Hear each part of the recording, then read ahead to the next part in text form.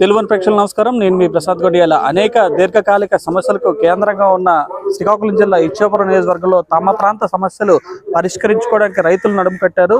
ఏదైతే నియోజకవర్గాన్ని గడిచిన కొన్నేళ్లుగా వేధిస్తున్న సాగునీటి సమస్యను పరిష్కరించుకోవడానికి ఇప్పుడు రైతులంతా సంఘటితమయ్యారు. ఏదైతే తమ సమస్యను పరిష్కరించడానికి ఒక కార్యాచరణ రూపొందిస్తున్నారు. ప్రస్తుతం కొంతమంది రైతులు మనతో ఉన్నారు. వీరే విధమైన ఇబ్బందులు పడ్డారు. భవిష్యత్ కార్యాచరణ ఏ విధంగా ఉందో వారి మాటలో తెలుసుకునే ప్రయత్నం చేద్దాం. ప్రధానంగా మీ ఇచ్చాపురం నియోజకవర్గం ఎలాంటి సమస్యలను ఎదుర్కొంటుంది సాగునీటి పరంగా? మాకు పైడిగాం ప్రాజెక్ట్ ఉందండి. ఇచ్చాపురం నియోజకవర్గంకే వస్తుంది. పైడిగాం ప్రాజెక్టు కోసం ఇప్పటి వరకు మేము అడిగితే 16 లక్షలు ఇచ్చారు తప్ప ఇప్పటికీ అక్కడ ఒక పైస లేదు. అది 16 కిలోమీటర్లు నిడివి, అందులో 6 కిలోమీటర్లు మాత్రమే లైనప్ అయినది. 10 కిలోమీటర్లు ఇంకా లైనప్ అవ్వాల్సి ఉంది. దానికి కావలసిన నిధులు కావాలి. తర్వాత ఇప్పుడు ఎక్కువ యాక్చువల్గా ఇప్పుడు ఈ సంవత్సరంలాగా కొన్ని వేల ఎకరాలు సాగు లేకుండా పోయింది. 11 గ్రోయన్లు ఇచ్చాపురం మండలం అలాగే మున్సిపాలిటీ కలిపి 11 గ్రోయన్లు కావాలి. 11 గ్రోయన్లకు కూడా 3.98 కోట్లు కావాలి. సాగునీటికి ఇవి ఇచ్చి చేస్తే అక్కడ పైడిగాంకి ఏమైనా ఇస్తే గంగాసాగర్, మన దామోదర్ సాగర్ అలాగే గోవింద సాగర్ అని ఉంది. గోవింద సాగర్లో మట్టి తీయటానికే ₹1 కోటి అవుద్దట. మరి అందుచేతను ఇటువంటివన్నీ ఉన్నాయి. ఏ ఒక్క పాలక వర్గం కూడా since 20 years not have been any work. అంటే వాళ్ళకి ఎందుకో తీసుకోలేదు. వాళ్ళు ఎప్పుడు కూడా పార్టీ టికెట్ తెచ్చుకోవడం, ఏదో గెలిపించుకోవడం, వెళ్ళిపోవడం తప్ప వాళ్ళకి ఇంకోటి తెలీదు. రేపు ఇది కానీ ఏమైనా స్పందించి వాళ్ళు చెయ్యకపోతే రేపు డెలిబరేట్గా చెప్పడానికి చాలామంది సిద్ధంగా ఉన్నారు. అయ్యా, మీరు చెప్పండి, మొత్తం ఎన్ని ఎకరాల ఆయకట్టు ఉంది, ఎంత మేర ఇబ్బంది ఎదురవుతుంది, ఎలాంటి సొల్యూషన్తో ముందుకెళ్ళాలి? సార్, ఇచ్చాపురం నియోజకవర్గం పూర్తిగా వ్యవసాయం మీదే ఆధారపడింది. ఎందుకంటే ఇటు ఒక సైడు కొబ్బరి, ఒక సైడు వరి వ్యవసాయం మీదే ఆధారపడి ఉన్నది. ఎటువంటి మాకు ఇండస్ట్రియల్ కానీ ఎటువంటి ప్రాజెక్టులు కానీ ఇక్కడ లేవు. మరి అలాంటిది ఈ నియోజకవర్గంకి మాత్రం ఇప్పటి వరకు గత 76 సంవత్సరాల స్వాతంత్రం వచ్చి ఇప్పటి వరకు చెప్పుకోవడం అసలు సాగునీరు ప్రాజెక్టులే లేవు. మాకు సాగునీరు రాకపోతే ఇక్కడ రైతులు మాత్రం పూర్తిగా వ్యవసాయం విడిచిపెట్టి వలస వెళ్ళిపోయారు కూడా. ఇప్పుడు కూడా ప్రాక్టికల్గా మీకు చెప్తున్నాను. ఇప్పుడు మీరు ఒక్కసారి వ్యవసాయ పంట పొలాలకు వెళ్తే మీకు తెలుస్తుంది ఏంటనేది. అక్కడ సగం పంటలో ఆగిపోయింది నీరు లేక. పూర్తిగా ఊర్లు ఖాళీ అయిపోతున్నాయి. మరి దయచేసి ఇచ్చాపురం మా నాయకులకి, ఈ పార్టీ కాదు ఆ పార్టీ కాదు, ప్రతి ఒక్కరికి మా ఆవేదన ఏంటంటే ఇచ్చాపురం నియోజకవర్గంకి సాగునీరు కావాలి. సాగునీరు కావాలంటే మాకు ఏదైతే పలాసక ముందు బట్టి ఉందో అది బహుదా నది వరకు ఎక్స్టెన్షన్ అవ్వాలి. దాని గురించి మా నాయకులు, ఇక్కడ ఇచ్చాపురం నాయకులందరూ ఒక్క దాటి మీద ఈ రైతులకి మేలు చేస్తారని మా ఆవేదన. ఎందుకంటే పూర్తిగా రైతులు మాత్రము వ్యవసాయం దండగానే ఊర్లు ఖాళీ చేసి వెళ్ళిపోతున్నారు ఇచ్చాపురం నియోజకవర్గంలో. ఇది ప్రతి ఒక్కరికి తెలుసు. అవసరమైతే మీరు రండి, మీకు ప్రాక్టికల్గా చూపిస్తాము. ఇది మా రైతుల తాలూకా ఆవేదన, మా రైతు కులం తరఫున ఆవేదన మేము తెలియజేస్తున్నాం. ఇది మొత్తానికి గడిచిన కొన్నేళ్లుగా రైతులైతే ఇబ్బంది పడుతున్నారు. కనీస స్థాయిలో సాగునీటి ఇబ్బంది లేకుండా ప్రస్తుతం అయితే సంఘటన పరిస్థితి. ఈ నేపథ్యంలో రాజకీయ నాయకుల వైఖరి ఏ విధంగా ఉందో తెలుసుకునే ప్రయత్నం చేద్దాం. ప్రస్తుతం మనతో సీనియర్ వైసీపీ నాయకులు నూతన నరేందర్ గారు ఉన్నారు. ఇన్నాళ్ళుగా ఏదైతే ఈ రైతులు ఇబ్బంది పడుతున్నారు, మీరు ఒక సీనియర్ రాజకీయ నేతగా ఈ ప్రాంతానికి ఈ పరిస్థితి ఎందుకు వచ్చింది? ఏ పార్టీ కూడా దీన్ని పరిష్కరించే పరిస్థితి లేదంటారా? స్థానికంగా ఈ రైతులకి ప్రాతినిధ్యం వహించే నాయకత్వ లోపం వల్ల మాత్రమే నిర్లక్ష్యానికి గురైంది ఇచ్చాపురం నియోజకవర్గం వ్యవసాయకంగానే చెప్పక తప్పదు. ఇది ఒకరి మీద పెట్టి, ఒక పార్టీ మీద పెట్టి తప్పించుకోలేము. ఇక్కడ ప్రాతినిధ్యం వహిస్తున్న నాయకులు ఇక్కడ అవసరం ఏంటి, ఈ అవసరాన్ని ఆయా ప్రభుత్వాల ద్వారా ఎలా నెరవేర్చుకోవాలి అనే అంశం పట్ల చిత్తశుద్ధి లేకపోవటం వల్ల కేవలం వారి పార్టీల నాయకత్వాన్ని సంతృప్తిపరచడానికి కోసం మాత్రమే కొన్ని కార్యక్రమాలు చేసుకుంటూ ఇక్కడ తమని ఎన్నుకున్న ప్రజల తాలూకా అవసరాలని గుర్తించలేకపోవటం వల్ల మాత్రమే నిర్లక్ష్యానికి గురైంది తప్ప. నరేంద్ర గారు, నాది ఇక్కడ ఒక క్వశ్చన్. ఒకసారి జరిగితే లోపం, ఒకసారి తప్పు అయితే చిత్తశుద్ధి లోపం. గడిచిన కొన్నేళ్లుగా బహుశా ఎన్నో ఎలక్షన్లు చూసుంటుంది ఈ సమస్య. ఎందుకు ఎప్పుడు ఎలక్షన్లో కూడా ఒక హామీగా రాలేదు? భవిష్యత్తులో ఆ తరహా ప్రయత్నం ఏమైనా జరిగింది? అసలు మనకు స్వాతంత్ర్యానికి పూర్వం నుంచి కూడా, స్వాతంత్ర్యానికి పూర్వం ఏ జలవనరుల వినియోగం అయితే ఈ నియోజకవర్గానికి కేటాయించబడ్డాయో అవి మినహా మరి ఇంకెటువంటి జలవనరుల వినియోగానికి సంబంధించిన ప్రాజెక్టులు కానీ చిన్న చిన్న కాలువలు కానీ కూడా చేయలేదు. 56 తర్వాత మనకి పైడిగం ప్రాజెక్టు కానీ పద్మనాభం గారి కృషి వల్ల, వ్యక్తిగతమైన కృషి వల్ల, ఆయన ఎమ్మెల్యే కాదు ఏం కాదు, వ్యక్తిగతమైన కృషి వల్ల, అప్పటి ముఖ్యమంత్రికి తనకున్న సాన్నిధ్యం వల్ల పైడిగం ప్రాజెక్ట్ అనేది మీడియం ఇరిగేషన్లో స్థాపితమైంది తప్ప ఏ ప్రతినిధి కూడా ఇక్కడ 52 నుంచి ఎన్నికైన ఏ ప్రతినిధి కూడా ఇక్కడ వ్యవసాయం మీద శ్రద్ధ పెట్టి వ్యవసాయదారుల అవసరాలను గుర్తించి ఆయా పొలాలకి సాగునీరు అందించే ప్రక్రియ మీద ఎవరూ శ్రద్ధ చూపలేదు. ఇది నిర్వివాదమైన అంశం, నేను ఎక్కడైనా చెప్పగలుగుతాను. ఇది కేవలం యాజమాన్య లోపం తప్ప ఇక్కడ బలమైన మానవ వనరులు ఉన్నాయి. ప్రపంచంలోనే నాణ్యమైన మానవ వనరులు ఇచ్చాపురం నియోజకవర్గంలో ఉన్నాయి. బలమైన భూములు ఉన్నాయి, వ్యవసాయ భూములు ఉన్నాయి. ఇక్కడ 12 సెంటీమీటర్ల వర్షపాతం సాలీనా పడుతోంది. కానీ ఎందుకు వెనకబడిపోయినాం? రైతులున్నారు, భూమి ఉంది, వర్షపాతం ఉంది, కానీ ఎందుకు వెనకబడుతోంది? ఇప్పటికి కూడా ఈ నియోజకవర్గంలో రాష్ట్రంలో 62% వ్యవసాయ ఆధారంగా ఉంటే ఈ నియోజకవర్గంలో 82% వ్యవసాయ ఆధారంగానే ఉన్నారు. మరీ దౌర్భాగ్యం ఏంటంటే దేశంలోనే అత్యధికంగా వలసలున్న నియోజకవర్గం, నియోజకవర్గాన్ని యూనిట్గా తీసుకుంటే అత్యధికంగా వలసలుండే నియోజకవర్గం ఇచ్చాపురం నియోజకవర్గం. పూర్తి జనాభాలో 12% మంది వలసలు పోయి ఉన్నారు. ఇక్కడ పంటలు, ప్రధానమైన ఆధారమైన పంటలు లేకపోవటం వల్ల, దాని పట్ల సరైన ఆదాయం రాకపోవటం వల్ల ఎక్కడికో పోయి ఎడారులో పనిచేసే దౌర్భాగ్యం ఈ నియోజకవర్గానికి మాత్రమే ఉంది. ఎటువంటి ప్రమాణాలు తీసుకున్నా, ఈ దేశంలో ఉండే మానవాభివృద్ధి సూచికలు తీసుకున్నా, లేదా పర్ క్యాపిటా ఇన్కమ్ తీసుకున్నా, ఈ రాష్ట్రంలోనే అల్పంగా ఉండే వార్షిక ఆదాయం, తలసరి ఆదాయం ఇచ్చాపురం నియోజకవర్గంలో ఉంది. ఇటువంటి దౌర్భాగ్యం ఎందుకు వస్తుంది అంటే ఉత్పాదకత లేకపోవడం వల్ల. ఎందుకు ఉత్పాదకత లేదు? ఉత్పాదకతకు అవసరమైన వనరులు లేకపోవడం వల్ల. ఉత్పాదకత అవసరమైన వనరులు భూమి మాత్రమే ఉంది. ఈ భూమి మీద పండించే మానవ వనరులు ఉన్నాయి, కానీ దానికి అవసరమైన సాగునీరు అందించలేకపోయినారు.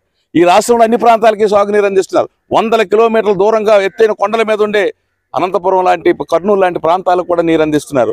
కానీ కేవలం 200 కిలోమీటర్ల దూరంలో ఉండే ఇచ్చాపురం నియోజకవర్గానికి ఎందుకు రావట్లేదు అంటే, హిరమండలం నుంచి తీసుకుంటే 180 కిలోమీటర్లు, 180 కిలోమీటర్ల దూరంలో ఉండే ఇచ్చాపురం నియోజకవర్గానికి ఎందుకు నీరు రావట్లేదు? ఈ మన వంశధార నదిలో 116 టీఎంసీలు నీరు సముద్రంలో కలిసిపోతూ ఉంది. కేవలం 20 టీఎంసీలు నీరు కనుక ఈ ప్రాంతానికి మళ్ళిస్తే 2 లక్షల ఎకరాలు సాగు జరిగే అవకాశం ఉన్నది. ఈ రాష్ట్రంలో ఒక ఎకరానికి potential cost, irrigation potential cost 4 లక్షల రూపాయలు ఇస్తూ ఉన్నారు. ఇప్పటికీ 2021-22 ఆర్థిక సంవత్సరంలో ఎకరానికి ఇరిగేషన్ పొటెన్షియల్ కాస్ట్ 4 లక్షల రూపాయలు. మరి ఈ 2 లక్షల ఎకరాలకు సాగునీరు అందించే ఆ పొటెన్షియల్ కాస్ట్ పెడితే 8,000 కోట్ల రూపాయలు అవుతుంది. మరి ఎందుకు 8,000 కోట్ల రూపాయలు ఇచ్చి మాకెందుకు ఇవ్వరు? ఎందుకు రాయలసీమలో మాత్రమే ఎందుకు ఉంటుంది? ఎందుకు ప్రకాశంలోనే ఉంటుంది? ఎందుకు నెల్లూరులోనే ఉంటుంది? ఎందుకు ఇచ్చాపురంకి రావట్లేదు? ఇది యాజమాన్య లోపమనే నేను అంటాను. ఇది ఎక్కడో ప్రభుత్వాలు చేసిన తప్పన, ప్రభుత్వాలు ఇవ్వడానికి వాళ్ళు చేస్తూనే ఉన్నారు. ఇక్కడ నాయకులు మాత్రమే దాటి పట్ల శ్రద్ధ లేకపోవటం వల్ల, అవగాహన లేకపోవటం వల్ల. మూడవది ఏంటంటే పూర్తిగా ఈ ప్రజల పట్ల చిత్తశుద్ధి లేక నాయకత్వం మాత్రమే రావటం వల్ల ఈ దౌర్భాగ్యం ఏర్పడుతుంది తప్పితే. రాజకీయ నాయకుడిగా వర్డ్ ఎలా అంత స్ట్రాంగ్ గా చెప్పబోతున్నారు? నేను రాజకీయ నాయకుడిగా కాదు, నేను వ్యవసాయ సహకార సంఘం అధ్యక్షుడిగా నేను మాట్లాడుతూ ఉన్నాను. ఈ నియోజకవర్గంలో ఇప్పటికి 12 సార్లు ఓట్లు వేసినాను. 12 సార్లు 12 మంది అసెంబ్లీకి, 12 పార్లమెంట్లకి ఓట్లు వేసినాను. కానీ ఇక్కడ నాయకత్వం, ప్రజల పట్ల చిత్తశుద్ధి, వాళ్ళ అవసరాల పట్ల చిత్తశుద్ధి కలిగిన నాయకత్వం వచ్చి ఉంటే ఇటువంటి దౌర్భాగ్యం వచ్చేది కాదని నేను నమ్ముతా ఉన్నాను. ఇది రాజకీయ నాయకుడు కాదు, ఒక వ్యవసాయ కుటుంబం నుంచి వచ్చి ఆ వ్యవసాయ ప్రతినిధులుగా ఉన్న నేను ఏమి చేయలేని పరిస్థితిలో ఉన్నాను. కనుకనే ఆ పరిస్థితిలో ఉన్న వాళ్ళని గురించి నిందించక తప్పడం లేదు. గత 75 సంవత్సరాలుగా ఈ నియోజకవర్గ దౌర్భాగ్యాన్ని నిందించక తప్పడం లేదు. సరే ఎస్ కృష్ణారావు గారు, మీరు ఒక విషయం చెప్పండి. అనేక వనరులు ఉన్నాయి మన శ్రీకాకుళం నియోజకవర్గంలో, వనరులు ఉన్నాయి, వినియోగం లేదు, పుష్కలమైన సాగునీటి వనరులు ఉన్నాయి. అయితే అతివృష్టి లేదంటే అనావృష్టి. ఈ నేపథ్యంలో రైతులకు మీరు ఏం చెప్పబోతున్నారు? భవిష్యత్ ఎన్నికల్లో కూడా ఇదేమైనా అన్ని పార్టీలు కూడా పై ప్రెజర్ చేసే పరిస్థితి ఉందా కూడా మీ రాజకీయ పక్షాలన్నీ కూడా? గడిచిన 75 సంవత్సరాలు పాలకులు ఎవరు కూడా ఇరిగేషన్ పట్ల శ్రద్ధ చూపలేదు. అలాగనే ఈరోజు రైతులకి పూర్తి స్థాయిలో అన్యాయం అనేది జరుగుతుంది. 175 నియోజకవర్గాల్లో 174 నియోజకవర్గాల్లో ఈరోజు ఇరిగేషన్ ఉంది. మరి స్వతంత్రం వచ్చి 75 సంవత్సరాలు అయిన తర్వాత ఇచ్చాపురం నియోజకవర్గంలో ఇరిగేషన్ ఎందుకు ఏ ప్రభుత్వమైనా డెవలప్మెంట్ చేయలేదు? అది పాలకుల యొక్క నిర్లక్ష్యం అనేది వ్యక్తమవుతుంది. ప్రజలు ఎప్పుడైనా మా సమస్యలను పాలకులు తీరుస్తారని ఈ 75 సంవత్సరాల్లో ఎదురు చూశారు. ఇప్పటికీ ఆ సమస్య పరిష్కారం అవ్వలేదు. మరి ఈ సంవత్సరం పూర్తిగా 70% వరి నాట్లు పడలేదు. పడిన 30% కూడా పూర్తిగా ఎండలకి ఎండిపోయినాయి. 100% ఈరోజు పంటలు పోయాయి. మరి ఇటువంటి నేపథ్యంలో 75 సంవత్సరాల నుంచి ఈ నియోజకవర్గంలో పాలకులు కానీ రైతులు నిరంతరం ఓట్లు వేస్తూ వెళ్తున్నారు తప్ప ఈ సమస్యలను ఎప్పుడు పరిష్కారం లేదు. కాబట్టి ముక్తకంఠంగా అన్ని పార్టీలు ఒకటై మన సమస్యలను మనం పరిష్కరించుకోవాలి. కేంద్ర రాష్ట్ర ప్రభుత్వాల దృష్టిలో పెట్టి ఏ ప్రభుత్వం అధికారంలో ఉన్నా మన ఇచ్చాపురం నియోజకవర్గం శాశ్వత పరిష్కారం వంశధార నుంచి మహేంద్ర బావుదా నదులకి అనుసంధానం చేసే దిశలో మనం ముందుకు పోవాలని మొన్ననే పలాస నియోజకవర్గం మినిస్టర్ గారు సీఎం గారికి వాళ్ళ పలాస వరకు పొడిగించమంటే సీఎం గారు స్పందించారు. మరి అక్కడ వరకు స్పందిస్తే 40 కిలోమీటర్లు ఉన్న ఇచ్చాపురం వరకు ఎందుకు స్పందించరు అంటే ఇక్కడ పాలకులు ఎవరు సీఎం దృష్టిలో పెట్టట్లేదు. కాబట్టి ఈ సమస్య ఇలాగే ఉండిపోతుంది. అందుకనే ఆ పాలకుల వల్ల మేము నష్టపోతున్నాం, రైతాంగం నష్టపోతుందని చెప్పి ఈరోజు అన్ని పార్టీ వాళ్ళము ఒకటిగా నిలబడి ప్రభుత్వాల దృష్టిలో మా సమస్యను పరిష్కరించే మార్గంలో మేము ముందుకు నడుస్తాం. మరి ఎవరు పరిష్కరిస్తే వాళ్ళ వెంట మేము ఉంటాం. ఇది మా ఉద్దేశం. సార్ దేవ్ గారు, మీరు ఒకసారి ముందుకు రండి. ఏదైతే ఇప్పుడే చెప్తున్నారు చాలా మంది, గడిచిన కొన్నేళ్లుగా రాజకీయంగా వస్తున్నా కూడా చిత్తశుద్ధి లేదు, ఈ పరిస్థితి రాదలేదు. రైతులు ఎందుకు సంఘటితం కాలేకపోతున్నది ఈ సమస్యపై ఇన్నేళ్ళుగా దృష్టి సారించారు? గతంలో రైతులకు సంబంధించినంత వరకు వర్షాలు పడో వర్షాభావం వల్ల ఏదో ఒక రకంగా వాటర్ అంది రైతుకి ఇబ్బంది లేక, ఈ తుఫాను లేకపోవడం వల్ల రైతు కొబ్బరి పంట మీద మన ఏరియాలో ఎక్కువ శాతం రైతాంగానికి కొబ్బరి ఉండడం వల్ల కొంత విషయం అవగాహన లేక ఊరుకున్నారు. ఇప్పుడు కొబ్బరి నష్టం జరిగింది, జీడి నష్టం జరిగింది, ఆ తర్వాత ఇప్పుడు పళ్ళ భూమిలో వరి పంట కష్టమైంది. గతంలో నష్టం జరిగేటప్పుడు మీరు ఏం చేసేవారు? ఏం చేసేవారంటే గతంలో నష్టం జరిగినప్పుడు ప్రభుత్వాలతో దెబ్బలాడడం, సమస్యలను తెలియజేయడం వరకు జరిగింది. ఇక్కడ మెయిన్ ప్రాబ్లం ఏంటంటే ఇక్కడ ఉన్న నాయకత్వానికి ఒక వాటర్ సోర్సెస్ ఈ నియోజకవర్గానికి తెస్తే సరిపోతుంది అన్నటువంటి అవగాహన లేకపోవడం వల్లే నష్టం జరిగింది. ఏ నాయకుడికి కూడా అంటే ఒక వంశధార ఛానల్ మన కాన్స్టిట్యున్సీకి తెచ్చుకుంటే మన ప్రజలు బాగుపడతారు అన్నటువంటి ఏ నాయకుడికి కూడా ఈ ఛానల్ ఒకటి అవసరం అనేది ఎవరికి తెలియదు. మీరు అన్నారు తెలియదని, కానీ 2014-2019 ఎన్నికల నుంచి ఈ పర్టికులర్ అంశం ఏదైతే నదుల అనుసంధానం, ఇక్కడికి నీరు తీసుకురావడం అంశం, ఈ అంశం ఎక్కువగా వెలుగు చూసిన పరిస్థితి. ఈ నేపథ్యంలో మీరేమైనా ప్రయత్నాలు చేస్తున్నారా రాజకీయ పార్టీల మీద ఒత్తిడి ఇచ్చే విధంగా? గతంలో చాలాసార్లు డాక్టర్ గారు మేమే వెళ్ళాం. ఇప్పుడు ఆ నేరేడు బ్యారేజ్ మీద ఒక ఇష్యూ ఉండేది, అది ట్రిబ్యునల్లో ఉండేది. అది క్లియర్ అయిన తర్వాత వెళ్ళి అడిగిన తర్వాత కొందరు నాయకులు ఏంటంటే అది మీ ఇచ్చాపురం ఒక రోజురా అని ఒక 3-4 సంవత్సరాల క్రితం చెప్పడం కూడా జరిగింది. నాయకుల పేర్లు అయితే నేను ప్రస్తావించను. ఇప్పుడు మేము వెళ్ళి అడిగిన తర్వాత అయినా ఉన్నారు, ఇంకొక 2-3 నాతో ఉన్నారు, మాకెందుకు రాదు అని అడగడం అయితే జరిగింది. మీ వరకు అది రాదు అన్నారు. ఎందుకంటే అటు మనకు నీరు వస్తే వాళ్ళకి తగ్గిపోతుంది కాబట్టి, వాళ్ళకి నష్టం జరుగుతుంది కాబట్టి మనకి ఇవ్వడానికి వాళ్ళకి ఇష్టం లేక ఇది ఆపారు. ఇది మేము అడగడం అయితే అడుగుతున్నాము, కాకపోతే ఇది ఎప్పటికీ తేలదు. కాబట్టి మనం ఒక ఉద్యోగ రూపంలో దాల్చకపోతే ఇది వ్యవహారం క్లియర్ అవ్వదు. మనం బయటికి రావాలా, రైతులు రోడ్డు ఎక్కాలా. ఇప్పుడు ఏంటంటే గతంలో డాక్టర్ గారు పవర్ ప్లాంట్ ఇవన్నీ ఉపయోగించి పోరాడి దెబ్బలు కాసి ఫైరింగ్ అయ్యి మనుషులు చనిపోయి కూడా ఒకటి సాధించుకున్నాం, మన రైతులకు నష్టం లేకుండా. రెండోది కిడ్నీల వ్యాధుల మీద కూడా అలాగే స్పందిస్తూ ఇప్పుడు కిడ్నీ వ్యాధులకు సంబంధించి 15,000 రూపాయలు ఇవన్నీ రావడానికి కూడా ఏళ్ళ ఉద్యమే కారణం. ఇప్పుడు అదే స్ఫూర్తితో ఇప్పుడు రైతును కూడా ఇలాగే మనము ప్రారంభించి చేయాలన్న ఒక ఆలోచన వచ్చి 2 సంవత్సరాలుగా వెళ్తూనుంటూ వీళ్ళందరికీ పిలుస్తూ, కొందరికి ఏంటంటే కొన్ని అపోహలు ఉన్నాయి, ఏటి రైతు సంఘం ఏటవుతుంది అది ఇదని. కొందరు కూడా దీనికి వచ్చిన వాళ్ళకి కూడా రాణించకుండా ఆపడం, హ్యాట్ అవుతుంది వెళ్ళొద్దు అనడం, ఇలాంటివి కూడా జరిగాయి.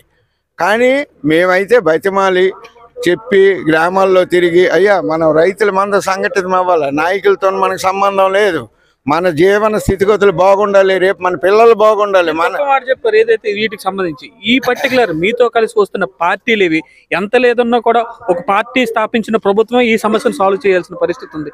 ఈ నేపథ్యంలో మీతో పాటు ఏ పార్టీలు వస్తున్నాయి, వారికి మీరేం చెప్పబోతున్నారు, ఆ పార్టీలకు మీరేం చెప్పబోతున్నారు, వారు చేయకపోతే మీరేం చేయబోతున్నారు? తర్వాత మాకైతే అన్ని పార్టీలు సహకరిస్తున్నాయి. ఇక్కడ మేము ముందే అన్ని పార్టీలకు పిలిపించే కులాల వారీగా ముందు అన్ని కులాల వారీగా ఈ సంఘానికి సంబంధించి పోస్టులు తీయడం జరిగింది. ఒక కాళింగ కులంలో ఒక పోస్ట్ కావాలంటే కాళింగ కులానికి సంబంధించి ఈ 2-3 మండలాల వారికి కూడా కాళింగులకు పిలిపించి మనలో రైతు కులానికి ఒక సెక్రటరీ, జనరల్ సెక్రటరీ వచ్చింది. ఎవరికి పెడదాం, ఎవరు పోరాడదాం, ఎలా పోరాడదాం అని నిర్ణయం చేసుకున్నాం. అది అందరూ కులమంతా కూర్చొని నా పేరు ప్రతిపాదించారు. అలాగే ప్రతి కులంలో అందరూ కూర్చొని ఈ కులానికి సంబంధించి ఒక్కొక్క ప్రతినిధికి ఇచ్చారు. అలాగే మన వెంకటేశ్వరరావు గారికి కవిటి మండలంలో ఆయనకి అధ్యక్షుడికి ఇచ్చారు. అంటే టోటల్గా ఆ రకంగా ప్లాన్ చేసి అన్ని పార్టీలకు అతీతంగా అందరూ కూర్చొని ఏ కులము ఈ పార్టీ ఆ పార్టీ లేకుండా అన్ని కులాలు కలిసి కూర్చున్నారు. కూర్చొని మాట్లాడి ఈ క్యాండిడేట్ నీవు ఆ రైతు కులంలో ఉండు, నీ అవసరమైనప్పుడు మాకు ఎప్పుడు కౌరు పెడితే మేమందరం నీ సపోర్ట్కి వస్తామని చెప్పడం జరిగింది. అప్పుడు ఈ రైతు కులం ఆ రకంగా స్థాపించడం జరిగింది. అప్పుడు అన్ని పార్టీలకి ప్రాతినిధ్యం ఇందులో వచ్చింది. అన్ని పార్టీ వాళ్ళు కూడా దీనిలో ఇన్వాల్వ్ అయ్యి అందరము కలిసి పోరాడదాం. టీడీపీ కానీ, జనసేన కానీ, బీజేపీ కానీ, కాంగ్రెస్ కానీ, వైసీపీ కానీ అందరూ కూడా మీరు ప్రత్యక్షంగా చూశారు. వైసీపీ నాయకులు కానీ ఇప్పుడు అందరూ మాట్లాడిన విధానం కూడా మీరు చూశారు చాలా వరకు. అంటే ఇది ఎలాగ మాట్లాడారంటే అందరూ ఉద్యమానికి అనుకూలంగా ఉన్నారు అనేది మీకు ఇప్పుడు తేటతెల్లమైంది. కాబట్టి ఇది మా తాలూకా స్ఫూర్తితో ముందుకెళ్తాను. వెంకటేశ్వర గారు మీరు చెప్పండి, మీరెంతవరకు ఏ పక్షాలను కలిశారు, వారు మీకు ఎలాంటి భరోసా కల్పించారు? పక్షాలంటే మేము ఇప్పుడు వరకు అయితే పొలిటికల్ లీడర్స్ తోటి ఎవరు కలలేదు. చాలా మంది రైతుల సమస్య, నేను కూడా అనుభవిస్తున్నటువంటి మెయిన్ సమస్య మీద నేను దీంట్లో పాలు పంచుకోవడం జరుగుతుంది. మరి ఇది కూడా ఏమైనా ఈ కులాల ప్రాతినిధ్యం కానీ ఏమైనా పార్టీలు ఇది వస్తుందేమో అని, దీని పేరు కూడా అసలు రైతు కులము అని, అంత రైతు బంధువులు అందరం కలిపి మరి రైతుల సమస్యల మీద పోరాడాలనే ఉద్దేశంతో చిన్న చిన్న సమస్యల మీద ముందు పోరాడడం. చివరికి మన శివాజీ డాక్టర్ గారు, నరేంద్ర ఇలాంటి వాళ్ళు కొంత మేమంతా ఆలోచన చేస్తే అసలు ఈ చిన్న చిన్నవి ఈ గ్రోయిన్స్ కానీ ఈ కెనాల్స్ కానీ ఇలాంటి వల్ల మన సమస్య తీరదు. ఇక్కడ ఎక్కడ సోర్స్ లేదు, వాటర్ సోర్సే లేదు. మరి అక్కడ ఒరిస్సాలో గట్రా ప్రాజెక్టులు కట్టేసి అక్కడ నీరు ఆపేశారు. ఎక్కడ పడితే అక్కడ ప్రాజెక్ట్ కానీ మనకి నీరు అనేదే లేకుండా అయిపోయింది. ఈ ఇచ్చాపురం నియోజకవర్గాన్ని అసలు అన్ని పార్టీలు, అందరు నాయకులు, అందరు అధికారులు విస్మరిస్తున్నారు, రైతుల్ని తాత్సారం చేస్తున్నారు అనే ఉద్దేశంతో రైతులందరూ ఒక దగ్గరికి అవుదామని ఇప్పటికీ 2 సంవత్సరాల పైచీలకు కష్టపడి ఈ స్థాయికి తీసుకోగలిగాము. భవిష్యత్తులో మాత్రం రానున్న ఎన్నికల్లో ఏ పార్టీ వాళ్ళు వచ్చి, ఎవరైతే ముఖ్య నాయకుడు ఎవడైనా వచ్చి దీన్ని మేము మా మేనిఫెస్టోలో పెడతాము, మీ ఇచ్చాపురం తాలూకా సాగునీరు తాలూకా సమస్యను పరిష్కరిస్తామంటే వాళ్ళకి ఎవరికైనా మేము మద్దతు ఇవ్వడానికి సిద్ధంగా ఉన్నాం. లేనప్పుడు మా తాలూకా ఉద్యమం మరింత ఉధృతం చేసి మాకు అందకపోయినా సరే ఈ పొలాలు మా పిల్లలకి, మా మనవలకి, మా భావితరాలకి ఈ సాగునీరుని అందించి ఈ ప్రాంతాన్ని సస్యశ్యామలం చేయాలని ఆ తాలూకా ముఖ్య ధ్యేయమని నేను తెలియజేసుకున్నాను. ఇది గడిచిన కొన్నేళ్ళుగా అయితే అతివృష్టి లేదంటే అనావృష్టి, వర్షాలు ఎక్కువ పడుతున్నాయి, లేదంటే తుఫాన్లు వస్తున్నాయి, లేదంటే ఏమీ వర్షాలు లేకుండా ఈ సంవత్సరం అయిన పరిస్థితులు. ఈ పరిస్థితుల నేపథ్యంలో గతంలో ఏమైనా ప్రభుత్వాలు ఎలాంటి పరిహారాలు గతంలో మీకు అందించారు? అంటే గత ప్రభుత్వాలు అంటే తుఫాన్లు వచ్చినప్పుడు కానీ కొబ్బరి తోటలు కానీ కొబ్బరి చెట్టు కింద కానీ ఆ విధంగా కొంత అందించడం జరిగింది. మరి ఏం దురదృష్టం కానీ ఈ సంవత్సరం అయితే మాత్రం నేను నిజంగా చెప్తున్నాను, కనీసం ఎవరు స్పందించడం లేదు. డ్రాట్ అనౌన్స్ చేయలేదు, డ్రాట్ మండలాలు ఎక్కడ ఉన్నాయో తెలదు, ఏ రైతు నష్టపోయాడో తెలదు. ఈవేళ ఇక్కడ ఉన్నటువంటి ఈ సాగు ప్రాంతంలో సుమారు 35% ఊబలైనాయి, ఉనుపులైనాయి. ఆ 35%లో కూడా ఇంకొక 15-20% మాడిపోయినాయి. దాని గురించి పట్టించుకున్నటువంటి నాదులు లేరు. మరి ఇప్పుడు ఉన్నటువంటి ప్రభుత్వం కూడా స్పందించాలి, మరి రైతులకు ఆదుకోవాలి. రైతే నిజంగా అన్ని విధాల నష్టపోతున్నటువంటి పరిస్థితి. మరి ఈరోజు మాటల్లో ఒక మాట అన్నారు, భవిష్యత్తులో మేనిఫెస్టోలు ఎవరు పెడితే వాళ్ళకి మద్దతు ఇస్తామని చెప్పి. మేనిఫెస్టోలో ఏ పార్టీ అయినా కనుక పెట్టి ఈ సమస్యను పరిష్కరిస్తే ఉద్దాన ప్రాంత సమస్య ఎంతవరకు తీరే అవకాశం? మరి ఈ విధంగా మనకు వంశధార బాహుదా అనుసంధానం, నదుల అనుసంధానం అనేది జరిగినప్పుడు మనకి ఈవేళ ఎక్కడైతే మేము ఈ మధ్యన చాలా వరకు స్టడీ చేసాం, ఎక్కడ సోర్స్ లేదు. అలా ఇక్కడ నుంచి కెనాల్ వెళ్తుందా, లేకపోతే సుంకిల సాగరమో గంగా సాగరమో, ఇవన్నిటి గురించి మేము కొంతవరకు. అలాగే మన బాహుదా నది కూడా అక్కడ ప్రాజెక్ట్ కట్టేశారు, బాహుదా నదిలో నీరు లేదు. పాపం అక్కడైతే పక్కన కూరోళ్ళు లొద్దపుట్టి వాళ్ళు వాళ్ళ అమ్మవారి డబ్బులతో కెనాల్ ఏర్పాటు చేసుకున్నారు. కెనాల్ అయితే ఏర్పాటు చేసుకున్నారు, దానికి సోర్స్ లేదు, వాటర్ రావట్లేదు, వర్షాలు లేవు. అలా ఆ విధంగా నష్టపోయినారు పాపం వాళ్ళు. అది కాకుండా దీనికి శాశ్వత ప్రాతిపదికగా వంశధార నీరు ఇప్పుడు ఎలాగైతే తాగునీరు ఉద్యాన ప్రాంతానికి ఇచ్చారు 700 కోట్లు ఖర్చు పెట్టి, మరి ఎంత అదే ఒక దారి కనిపించింది, వంశధార నీరు ఉద్యానంకి వస్తుంది, అలాగే మనకి ఇచ్చాపురం వరకు వస్తుంది అని. దాన్ని అనుగుణంగా చేసి ఎవడైతే మాకు ఈ ప్రాజెక్టు వంశధార బాహుదా అనుసంధానం చేస్తారో, మా నినాదం అదేనండి. మరి ఏ విధంగా మరి ఒకరికి అన్న తమ్ముడు అని పిలం, వంశధార బాహుదా అనుసంధానం ఆ విధంగా మేము పలకరించుకుంటాం, ఆ విధంగా ఉధృతం చేయడానికి మేము నిర్ణయించుకున్నాం. దాంట్లో మా వంతు మా కృషి మాక్సిమం చేస్తామని తెలియజేస్తాం. శివాజీ గారు, మీరు ఒకసారి రండి. ఏదైతే ఇది ఒక గొప్ప రోజు, అన్ని రకాల కండువలు ఒక చోటకి చేరాయి, రైతు కండువాతో పాటు అన్ని కండువాలు ఇక్కడికి చేరాయి. ఈ నేపథ్యంలో ఎలాంటి కార్యాచరణతో ముందుకెళ్తే ఇది ఉంటుంది? పర్టికులర్ ఈ ప్రాజెక్ట్ గురించి ఎలాగ కార్యాచరణ చేస్తే బాగుంటుందంట? ఈ ప్రాజెక్ట్ ఏంటంటే నేరేడు బ్యారేజ్ ఇష్యూ తేలితే గానీ ఇవన్నీ తేలవు. కాకపోతే సెంట్రల్ గవర్నమెంట్ ప్రపోజ్డ్ ప్రాజెక్టు పిఎంఎస్కేవై కింద పెట్టారు, ఇది ఇచ్చి తీరాల్సిందే. అయితే దాని కోర్టులో అడ్డులు ఉన్నాయి. ఆ కోర్టులో ఏంటంటే ముఖ్యమంత్రి గారు వాళ్ళు వెళ్ళి మాట్లాడినప్పుడు లోపల ఏం జరిగిందో కానీ మనం మీడియాలో మేము చూసిందంటే ఓకే అయిన తర్వాత ఇక్కడ వాళ్ళు వచ్చి శంకుస్థాపన కూడా రెడీ అయ్యారు. ఈ టైంలో వాళ్ళు రివిజన్ పిటిషన్లు 3 వేశారు, కేసులు వేశారు. అయితే మనం ఏంటంటే ఈ 80% ఇక్కడ వ్యవసాయం మీద ఆధారపడిన వాళ్ళు, వలసలు చాలా ఎక్కువ ఉన్నాయి, కిడ్నీ వ్యాధులు చాలా ఎక్కువ ఉన్నాయి, నీటి వనరులు లేవు. ఇలాంటి పరిస్థితి, ఒక ప్రత్యేకమైన పరిస్థితి ఉన్నటువంటి ఈ నియోజకవర్గానికి, రెండోది ఈ ప్రాజెక్టు వల్ల మాకొక్కరికే కాదు 16 మండలాలకి, టెక్కల్ 4, పలాస 4, ఇచ్చాపురం 4, జలుమూరు మండలం 1, మెలియాపుట్టి మండలం 16 మండలాలకి 2,69,000 ఎకరాలకి ఇది మేలు జరుగుద్ది. తర్వాత ఇది పెట్టుబడి కాదు, ఇది ఖర్చు కాదు. ప్రభుత్వాలు ఖర్చు కింద భావిస్తున్నాయేమో, ఖర్చు కాదు. కోర్టుకు కూడా అఫిడవిట్లో మనం సబ్మిట్ చేయాలి. ఏంటంటే ఇక్కడ ఎకనమిక్ యాక్టివిటీ ఎంత పెరుగుద్ది, ఆర్థిక పరిపుష్టి ఎంత పెరుగుద్ది, ప్రతి ఒక్కరోజు లేట్ అవుతున్న కొద్దీ ఇంత నష్టపోతారు మా ప్రజలు, వాళ్ళ ఆదాయం ఎంత తగ్గిపోద్ది, పేదరికం ఎంత పెరుగుద్ది అనేది ఇస్తే కోర్టు తప్పకుండా దాన్ని మన్నించి అక్కడ నేరేడు బ్యారేజ్గానైతే మనకి 57 టీఎంసీల నీరు వస్తుంది. ఇప్పుడు మొత్తం 2.5 లక్షల ఎకరాలకి 19 నుంచి 25 టీఎంసీల మధ్యలో నీరు వస్తుంది, ఉపయోగించుకుంటున్నాం. ఆ నేరేడు లేకపోతే మొత్తం ప్రాజెక్టే వేస్ట్, ఎంత పెట్టుబడి కూడా వేస్ట్. అది క్లియర్ చేయాల్సిన బాధ్యత ఉంది. అయితే మా ఆందోళన ఏంటంటే అది క్లియర్ అయినప్పటికీ ఇటు ప్రపోజ్ చేస్తారా లేదా అని చెప్పి అన్ని పార్టీల మీద కూడా ఒత్తిడి తీసుకురావాలని మనవి చేస్తున్నాం.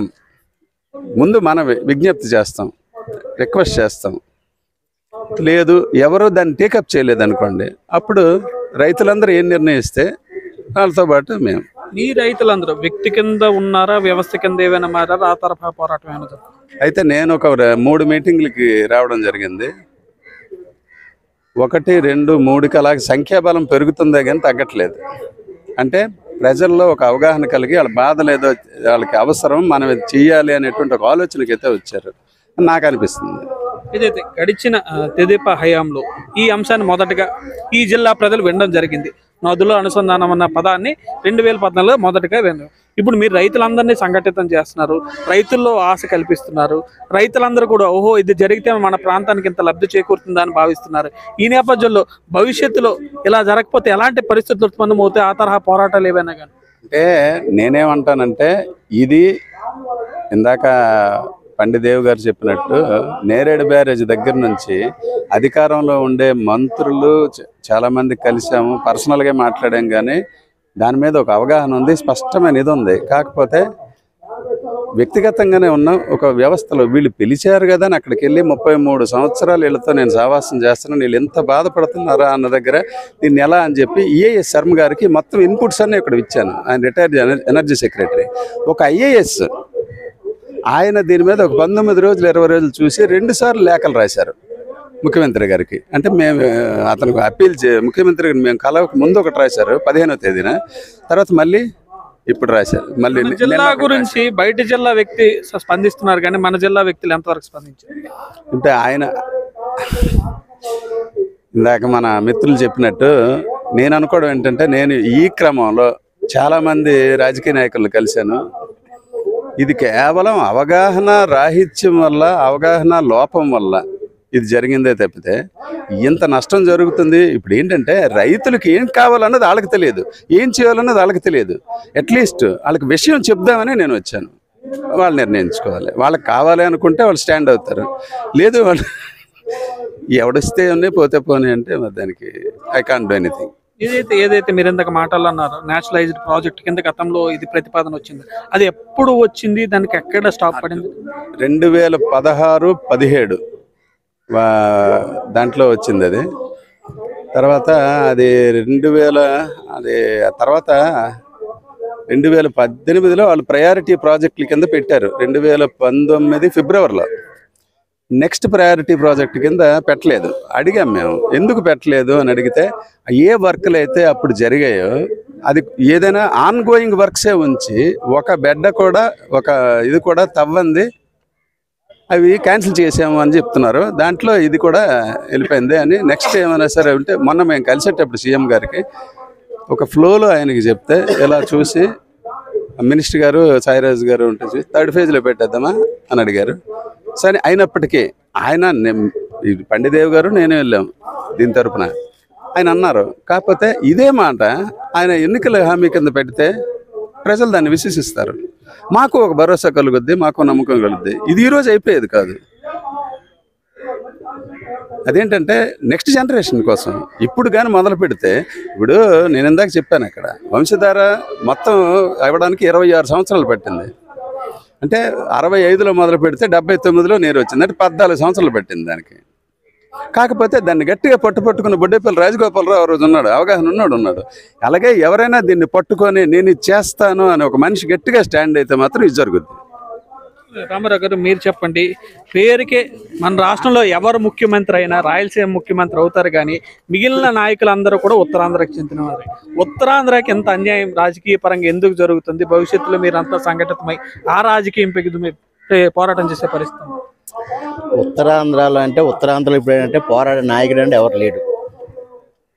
ఉత్తరాంధ్ర అనేది ఎప్పుడు కూడా ఏదో ఒక పార్టీ కంటే వాళ్ళు అనుకూలంగా ఉండిపోతున్నారు. కాబట్టి ఏ పార్టీ అయినా సరే మాకు ఓట్లు వేస్తారు కదా, గెలిచేస్తాం మాకు దీని మీద. కానీ ఈ సాగునీరు విషయాల మీద దీని మీద మట్టుకైతే ఎవరికి కూడా అవగాహన కూడా తక్కువ నేను అనుకుంటాను. దీని మీద ఏ నాయకుడు కూడా పోరాటం అనేది కూడా చేయడం లేదు. ఇది మాకు కావాలి, ఎంతసేపు కూడా ఏంటంటే రోడ్డు కావాలి, బిల్డింగ్ కావాలి, దీని గురించి మనం మాట్లాడుతున్నాం. కానీ రైతుల గురించి అయితే ఏ నాయకుడు కూడా ఏ పార్టీ ఏ నాయకుడైనా మాట్లాడడం లేదు. దాని గురించి రాబోయే రోజులు అయితే మట్టుకు ఏంటంటే ఈ సంవత్సరం కూడా ప్రతి ఒక్క రైతుకు కూడా తెలిసింది ఈ వర్షాలు లేక ఏ విధంగా ఇబ్బంది పడ్డారో ఏమిటనేది. ఉలిసిన పంటలు కూడా పోయినాయి, పంట కూడా చాలా మటు వేయలేదు. నేను విన్నాను భోగబని పంచాయతీలో అసలు అనేది ఎప్పుడో 72 ఒకసారి పంట పండలేదు. కానీ మళ్ళీ ఇన్ని సంవత్సరాలు కూడా మొన్న అసలు చెప్పిన భోగబని వెళ్ళిన తర్వాత ఎప్పుడు కూడా మాకు పంట అనేది పోలేదు అనేది. నేను కూడా ఎంఎస్పల్లి గారు చూశాను, నాకు బుద్ధి వచ్చినప్పుడు ఎప్పుడు కూడా ఎంఎస్పల్లి గారు కూడా పంటలు అనేది పోలేదు. ఈసారి మట్టిగా నేనైతే ప్రత్యేకంగా చూస్తున్నాను, అన్ని పంటలు కూడా ఎక్కడ కూడా పెద్దగా పండలేదు, ఏమీ జరగలేదు. కాబట్టి అంటే ఏ ప్రభుత్వం వచ్చినా సరే రాబోయే రోజులు అంతే రైతుల మీద దృష్టి పెట్టి ఈ సాగునీరు అనేది కంపల్సరీ కావాలి. అదేవిధంగా మనకి ఇప్పుడు హార్టికల్చర్ అయినా సరే కొబ్బరి చెట్లు కూడా ఎండిపోయే పరిస్థితికి వచ్చింది, కొబ్బరి కూడా దిగుబడి తగ్గిపోయింది. ఏదైనా సరే రైతు అనేది ముందు బాగుపడాలి, రైతు కూడా అనేది నాయకులు కష్టపడి పనిచేయాలి, రైతులు కూడా సంఘటితంగా రావాలి. ఇప్పుడు అన్ని పార్టీలు వచ్చున్నాయి కానీ ఎవరు లోకల్ ఆల్వే నేను వింటున్నాను. ఈ పార్టీ ఇప్పుడు మేనిఫెస్టోలో పెట్టామని చెప్పింది 2 పార్టీలు పెట్టేస్తే ఎవరికి ఓట్లు వేస్తారు? అదైతే జరగదు. ఎవరైనా సరే ఏ విధంగా సరే ఈ సాగునీరు అనేది కంపల్సరీ ఇంపార్టెంట్ కావాలి, రైతులకి అన్నీ బాగుపడి చూడాలి. తర్వాత ఇందరూ మాట్లాడారే కానీ ప్రస్తుతానికి గిట్టుబాటు ధరలేదు. పండిన ధాన్యంకి 1730 రూపాయలు గవర్నమెంట్ ఇచ్చినారట రేటు. దాని గురించి ఎవరు ఇంతవరకు మాట్లాడలేదు. దాని మీద ఏం చేస్తామనేది కూడా దాని చర్చ కూడా జరగలేదు. ఇప్పుడు కూడా డాలర్లు ఉన్నారు, డాలర్ల పైన డాలర్లే తీసుకుంటున్నారు కానీ రైతులకు నేరుగా గవర్నమెంట్ కొనమంది ఇప్పుడు కూడా లేదు. కింద సంవత్సరం కూడా అలాగే అనుకున్నాం కానీ ఎక్కడా లేదు.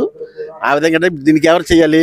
కరువు మండలం ప్రకటించలేదు. ఎవరు ప్రకటించాలి? అధికార పార్టీ ప్రకటించాలి. ఇప్పుడు ప్రతిపక్షం ప్రకటిస్తామని నెట్ అవ్వదు కదా. ఇంతవరకు కూడా ప్రకటన కూడా జరగలేదు. మేము కూడా కలెక్టర్ గారు రిప్రజెంటేషన్ ఇచ్చినాము కానీ దాని మీద స్పందన లేదు, ఏంటి లేదు, ఎక్కడేమీ కూడా లేదు. కరువు మండలాలు కానీ మన నియోజకవర్గం మొత్తం కూడా కరువు వచ్చింది. ఎక్కడ కూడా ప్రకటించలేదు, చేయలేదు, ఏమీ లేదు. ఇదే రాబోయే రోజుల్లో కానీ ఈ నదుల అనుసంధానం జరగకపోతే రైతు పరిస్థితి చాలా ఇబ్బందికర పరిస్థితులు అయితే ఉంటాయి. ఇప్పటికే రైతు అన్ని దీనిలోనూ కూడా రైతు దీనమైన స్థితిలో ఉన్నాడు. ఏ కులం ఎవరైనా సరే, ఏదైనా సరే, ఏ వ్యాపారస్తులు అయినా సరే, ఏదైనా సరే. ఇప్పుడు వెంకటేశ్వర చెప్పాడు కదా రైతుకి పిల్లకి ఎవరని. 100 ఎకరాలు ఉన్నోడికైనా అది ఇవ్వడం లేదు. ఉద్యోగం చేది ప్రతి ఒక్కరు కూడా ఉద్యోగం అంటారు కానీ రాబోయే రోజుల్లో అయితే రైతుడే కావాలి. అప్పుడు ఉద్యోగస్తుడికి ఇచ్చినా సరే ఎక్కడో ఉంటాడు ఉద్యోగస్తుడు. రేపు ఏదైనా కష్టం నష్టం జరిగిందంటే తల్లిదండ్రులు ఇక్కడ బాధపడాల్సిందే కానీ ఎవడు రాడు. రైతుడైతే దగ్గరే ఉంటాడు, తల్లిదండ్రులకు కూడా చూస్తాడు, చేస్తాడు, అన్నీ బాగుంటాయి. రాబోయే రోజులు అయితే నా అభిప్రాయం అయితే మరి కొన్ని రోజులు పోయిన తర్వాత రైతే రాజుని అప్పుడు రావచ్చేమో నేను అనుకుంటున్నాను. ఇది నా అభిప్రాయం. ఇది మొత్తానికి అనేక దీర్ఘకాలిక సమస్యలకు కేంద్రంగా ఉన్న ఇచ్చాపురం నియోజకవర్గంలో ఎట్టకేలకు రైతులు సంఘటితమయ్యారు. గడిచిన కొన్నేళ్లుగా ప్రభుత్వాల నిర్లక్ష్యం కారణంగా దగాపడ్డ రైతులు భవిష్యత్తులో తమ సమస్యను మేనిఫెస్టోలో పెట్టేవారికే ఓటేస్తామని స్పష్టంగా చెప్తున్న పరిస్థితి. గతంలో ఏదైతే బంగారాలు పండిన తమ భూముల్లో ప్రస్తుతం కనీస సాగునీటి వస్తువులు లేక అనేక దుర్భర పరిస్థితులను ఎదుర్కొంటున్నామని చెప్తున్నారు. భవిష్యత్తులో ఎవరైతే తమ సమస్యలకు పరిష్కారం చూపుతారో ఆ దిశగా తమ కార్యాచరణ రూపొందిస్తున్నామని, ఏదైతే హిరమండలం వంశధార రిజర్వాయర్ సాగునీటిని తమ ప్రాంతానికి చేరే వరకు అలుపెరగని పోరాటం చేస్తామని ఉద్దాన ప్రాంత రైతులు చెప్తున్నారు. శ్రీకాకుళం జిల్లా ఇచ్చాపురం నుంచి ప్రశాంత్, తెలుగు 1 న్యూస్.